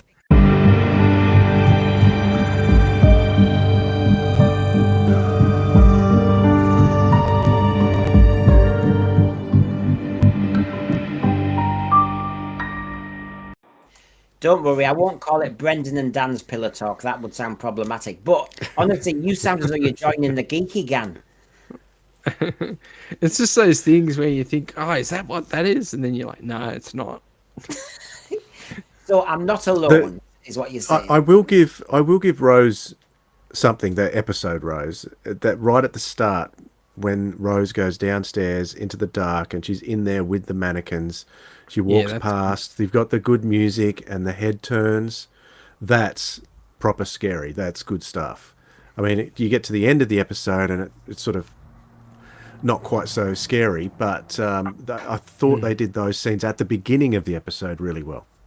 RTD is obsessed, it seems, with CGI, and the bit at the end of Rose, the blob, we don't need it. Just have some Autons and there's suddenly... I was very happy within Spearhead from Space. They just switch off. That's it. They just stop. It was the first example of him changing something from its fundamental design, wasn't it? Because it was both in Terror of the Autons and Spearhead, it was squid-like, wasn't it? So, and then he changes it from a squid to a blob. He changes the macra from what they originally were. So he did that even in his first run. He was changing things from what they originally intended to be. And he's always done it. Yeah, we all know now. We allowed it to a degree, but how much can I get away with? And you know, as a parent, how much can I get away with? And if you let it go, next time it's a bit worse. And now he thinks, Sutek, well, I will just completely change him, darling. Wee. And that's basically what's happened there. Stephen Braddock, of course, is talking about Hugh Burden was chilling as Channing. He's been a character actor and in many comic parts, most famously as the meek, clever detective J.G. Reader. And of course, he had John Woodnutt again. John Woodnutt, Terror of the Zygons, as amongst many, Keeper of Traken. He was in that as well. The Source. Yeah, he was, bless him, because he had to have rapport with the Source, didn't he? No, rapport. Rapport. He can do R's. I can't even do R's. I do W's. But while we were all talking about this, there was something we missed. Shock horror. And I can't let it go because, of course, I saved it. Because you did say, Dwayne, you have issues. And so I'll just warn everybody, I may have to do this.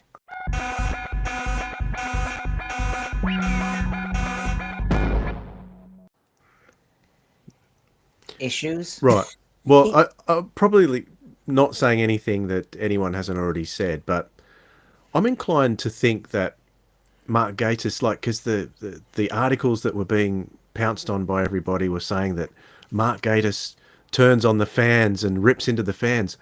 I don't necessarily think he was talking about the fans when he said he was talking about nostalgia. He was talking about the nostalgia trap. I think he was talking about RTD and the most recent series. That's what he was referring to. That's the impression I got. Yeah, I understand. He talked about weaponized nostalgia. And I think we all agree as Doctor Who fans and fans of many other things that nostalgia on its own is no good. Yeah, you can't bring anything back. You can't make Spearhead from space now. Just don't even try it. But what he said here was, sometimes when I meet grumpy old Doctor Who fans, you think you've fallen into the same space, time trap, that it's not as good as it used to be because it's not for you anymore. If you still like it, great, but it's not for you. And then he waffles on about a wedding and then playing with spoons. Well, I disagree with that because that's nonsense. Yeah. It shouldn't be for anyone specific. It should be for everybody. That's my thing, and I've said that already. But he also made a comment about Doctor Who. He talked about what was he talking about? He referred to stories from season 13. Yeah. Did he? No. He was talking about nostalgia. Yeah, there you go. Was he talking about those? Yeah, as well. I always look back at those first 3 Tom Baker years under Philip Hinchcliffe and Robert Holmes and the fact that the Daleks and the Cybermen scripts were an inheritance. The Daleks, they did something extraordinary with the Genesis, one of the greatest stories in the show, but after that it was all new stuff. And one after another, we had the Ruin, the Zygons, Morbius and the Crinoids. That was the point I had. It wasn't new stuff. It was Robert Holmes homaging other things all the way through, but making it new. Like, as kids, we had no idea that they were homaging. We might have known they were homaging Frankenstein, but Terror of the Zygons was Invasion of the Body Snatchers, and Planet of Evil was Jekyll and Hyde. They were Pyramids of Mars was the Mummies. They were doing it in just about every story, but they were doing it well. So him saying that you can't do that kind of thing. Or him saying that they were new. There were times in Doctor Who when things weren't new, but they were homaging lots of things and making it. They were making it their own. They were doing it well, without destroying the legacy that was there in the first place. They were sort of adapting it. Don't you think it's a bit weird? Mark Gatiss of all people with Stephen Moffat, basically just redid all of Arthur Conan Doyle. Yeah. Sherlock. And it's like you had a passion for it, and you spun it into 20, in the current day. Yep. What is that, nostalgia, or who was it made for? It just, I don't know. And good is good. Mark Gatiss also started off became famous with the League of Gentlemen, and they're always copying what they used to love from horror, and turning it into their own form of black comedy. So they've always pinched stuff. It's just being able to pinch it well and use it well, like it used to. Yes.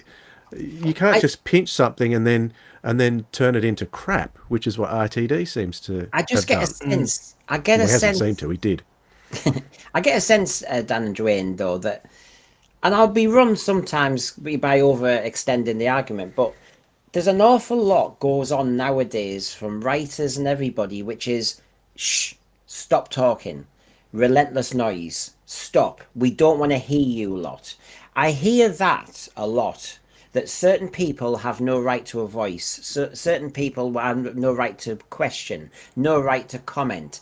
We as Doctor Who fans, who clearly know our onions, we do know Doctor Who. What, we're the ones who have to go, shh, no, it's not for you now, shut up, it's somebody else's turn. Is this happening a lot more? Jodie Whittaker, white male gaze, go and touch grass, shoot a gatwa. It goes on and on and on. And I start to think, who the hell are you? Why am I being silenced? I'm the one who actually understands the show. Yes, you're trying to get new fans. Go for it. I agree with that. Get a new generation. But don't you dare talk to me like that as if I shouldn't ever say, by the way, I don't like the way you've done Sutek because that's completely against canon. Oh, what? Shut up. Stop being so grumpy and let the little ones enjoy it. Yeah. You see what he says there about being at a wedding? And he says that his friend's two little boys were spoon fighting. That friend probably said, oh, we're going to be at a wedding and, Uncle Mark's going to be there. He wrote this. Watch this. And they probably just watched it specially because they know him. That wasn't like driving past a schoolyard and spotting someone in a schoolyard. It was someone he knew. No, it wasn't quite me being in primary school and on the Monday morning we were all doing Davros. It's not that at all. That's not the same moment. No. But I do think when he's talking about grumpy old Doctor Who fans, he's actually he's self-referencing his clique, RTD and his mob. He's talking about them. But it's lovely, isn't it? They are Doctor Who fans getting to play with the toys. Other Doctor Who fans who don't get to play with the toys but just say, oh, I didn't like how you did that. It's not for you. Shut up. Oh, right. Thank you. Well, it's not for you either, mate. So let a young writer aged 32 make the new series and you back off. They don't, do they? That's what's interesting. In fairness to Mark, he did say when he was talking about grumpy old Who fans, he did say I'm one of them. I'm sure he said that at one point. So he was including himself, and he was making little comments about story episodes from the classic years that only Doctor Who fans would know. So he was self-referencing a lot there. He does, and there is that touch of it. And that's what I mean. My argument can be overextended to everybody because Mark Gatiss, he knows irony and he knows humour, and I can see in his face sometimes. Yeah, you're right to say that. And he did say, let's be honest, I am most personally proud of the adventure in space and time. The strange thing was it was not even my era. And talking about nostalgia, if I were to write anything about the history of Doctor Who, it would be about John Pertwee, the creation myth of Doctor Who I had grown up with as well. I always knew I could do that. I love it. It is. To me, it's a love letter to Doctor Who and I love it. Lads, if you had to do a love letter to Doctor Who of a certain era, like Mark Gatiss, that one's already made. I'll ask Drain first. Which era would you go for to do a nice reconstruction behind the scenes and all that? Season 17. Go on then, tell us why. I just love it. It was like Douglas Adams at his, Hitchhikers was going great guns. It was. Graham Williams was stretched to breaking point. The budget was just virtually non-existent, and they were trying to make this show. And I think with what they had, they did a really good job. It was a fun season, and I always have fun watching it. Yeah, Creature from the Pit is my own. I love the humor in it, and City of Death, of course. And I know, yeah, I see what you mean. I loved the Mark Gatiss one where you got it's a bit like colorization. You got little moments with the Mondasian Cybermen, and you got little touches of them behind the scenes. Loved all that. Dan, an era of Doctor Who you would love reconstructed in that kind of vibe. I'd love to see the that whole thing around the Michael Gray thing right through to Sylvester McCoy, possibly even then skipping through the cancellation of the show, and then Michael Gray having to come on and see it there at its relaunch and its ultimate success and comeback. So I'd frame it around Michael Gray and just have everything in between. Interesting. Farsight, season 14. Brain. That's oh god, my brain's gone dead. Help me out. Season 14, everyone. It's Wang Chiang. Wang Chiang. Is that 14? Mask of Mandragia to Towns of Wang Chiang. And Hand of because season 15 came out. End of Sarah Jane, beginning of Leela. Yeah. Deadly Assassin. Yeah. So season. Yeah, peak Hinchcliffe. So I get what you're saying, Farsight, unless you're being cheeky and talking about the new rubbish. No, but I think because you've got Philip Hinchcliffe was young, and you've got that kind of and Robert Holmes there with his pipe or whatever, and I can imagine that kind of vibe of how can we make this good, and we've followed an established era, and and we want it a bit more exciting. We want to be back in space, and and then are you wanting to remake the show, or are you wanting to remake the show though, or are you wanting to focus in on the drama behind the scenes? Because what drama would there be? Mary Whitehouse, as in the sacking kind of Philip Hinchcliffe. I suppose that would be it. That Mary Whitehouse was the real enemy of Doctor Who. Every week she was trying to kill it, and he was like getting into trouble and all the rest. I suppose it'd be that. Imagine season 17 with Lala and Tom. On again, off again, all the way through. Oh, you're thinking, you're thinking we can have romance, we can have a bit of the Tom Baker years drama. Yeah. As Anthony Parkinson says, Tom Baker's casting would make a nice hour-long drama from building site to Gallifrey. Yeah. His recasting in the reconstruction would be a very, very tricky job. Who would play Tom Baker? I mean, can you play Tom Baker? I mean, whoa. I'd be John Coleshaw. Yeah, that's true. I'd be quite intrigued about season 7, since we've mentioned it today. The jump from season 6 to season 7, because the BBC had lost faith in it again. There's the jump to colour.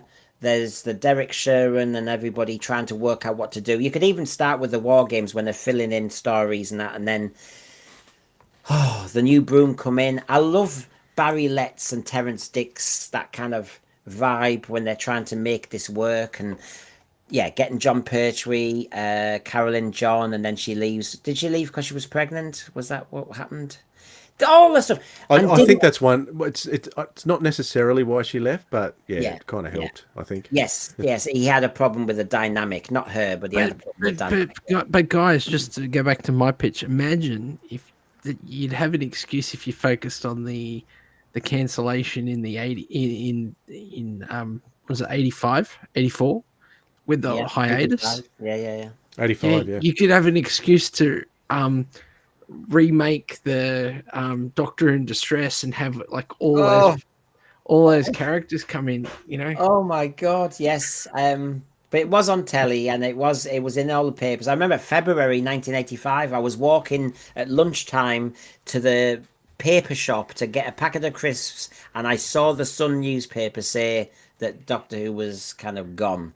And when you saw that clip, were you like, "Oh shit, this thing's never coming back now"? Yeah. I was absolutely gutted. It was like the end of my world. I was obviously aged 17, and I was like, what the hell? Now what do you do? And I couldn't concentrate on my politics double lesson that afternoon. I just could not focus, because I had, and the Sun newspaper didn't say much. It just basically said axed. There wasn't much in the actual article, and I was like, eh? What axed? What? You had always assumed it would roll on and roll on. I mean, there, never assume, but there was such a dramatic thing. And then you thought, well, what happens? And then 6 o'clock news that night with Sue Lawley and Nick Witchell, our big 6 o'clock news, and it was her voice I can hear when she said, and they showed you a clip from the two doctors of. I've never understood that moment in the two doctors when Fraser Hines is in some sort of kind of cloth bag. I mean, he looks as though he's trying to kind of hump Perry's leg. I was never understanding that scene at all. But, and then sounds like it too. Take it off the air. Yeah, it's been axed because of some dodgy scenes, and of course Colin Baker being not quite strangled by the wires, but just hovering over them type thing. It was always very funny, that one. But yes, I remember that. Gosh, we all remember where we were, don't we? I'm too young. I'm too young for that. How big or not was it in Australia when it was announced, Dwayne? It kind of went over my head because at that time we were getting new Doctor Who about 12 months after the UK. Yeah. So the fans who were in touch with people in the UK were recording old episodes off the television, sending them over and getting tapes of the new series before it aired on TV out here. But I was never in that scene. I was a bit young. So I saw the new episodes as they went out on Australian television. So season 22 would have gone out in Australia in about 1986 rather than 1985. Yeah, See, I don't remember the hiatus, but I remember the cancellation. Because the cancellation, we knew it was being cancelled. Sorry, the show still had episodes to go here after you guys got cancelled, and then we still had episodes to air here. Would have been 1990. Dwayne, is that right? We would have seen McCoy. We would have seen McCoy in 1990. That's right, because I went to my first big convention in 1990. It was in Sydney, and Nicholas Courtney was the guest of honour. And I don't think Battlefield had been shown yet, and so Battlefield was screened there at the event. Yeah, and that was 1990. Yeah, or was it? Yeah, Maybe no. it was. I can't remember. But it was. I think it was all very, 'cause very new at the time. I remember being a crap year for us because my grandfather had passed away that year, and it was kind of like, and then to top it off, my favorite show got cancelled. It's like they're coming threes or something, isn't it? I know what you mean. It's like, what? I can't deal with any more now. That's it. No more. I remember when you heard about the Doctor in Distress record and everything, thinking, how is that gonna bring it back? And I was thinking, how do you change the minds of the BBC?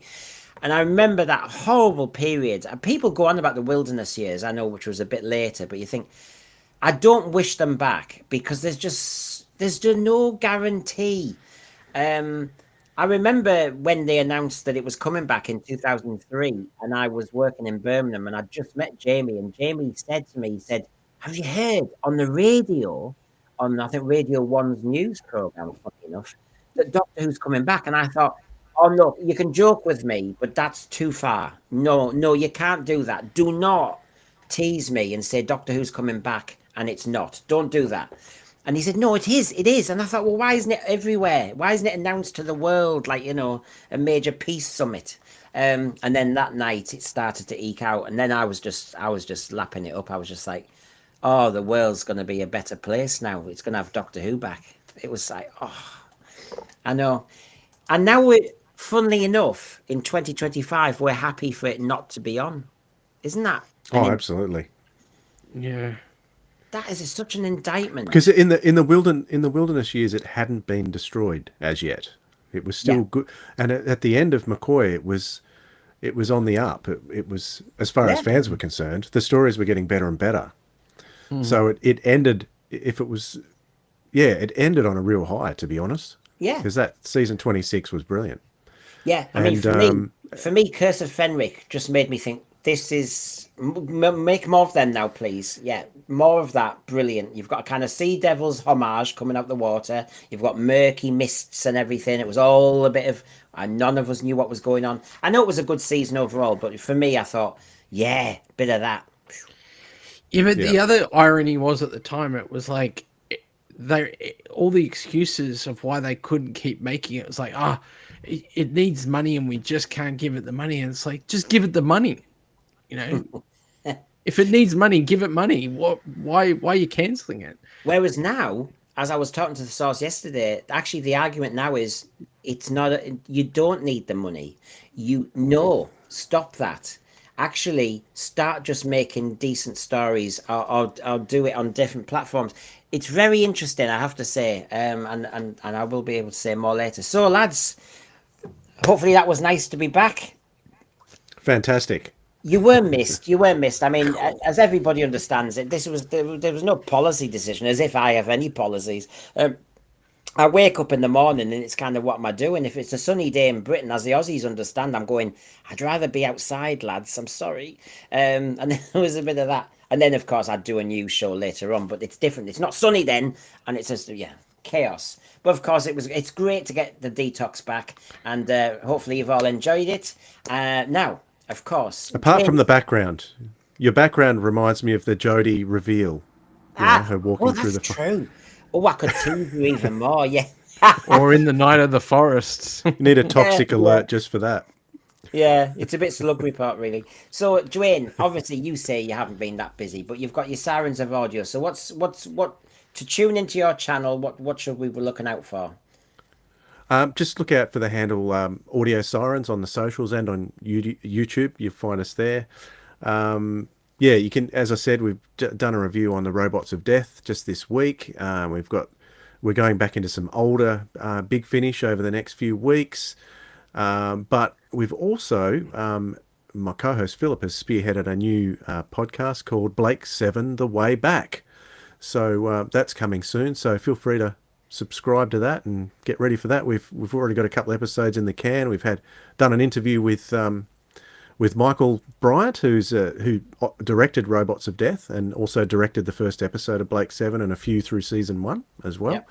So we've got him coming on the show, and lots of chat about the episodes. So for anyone who is really missing good Doctor Who and has never seen Blake 7, it's a really good show, and it's one of the very few franchises that fortunately hasn't been revived, and I hope they never do, because let's just leave it where it was.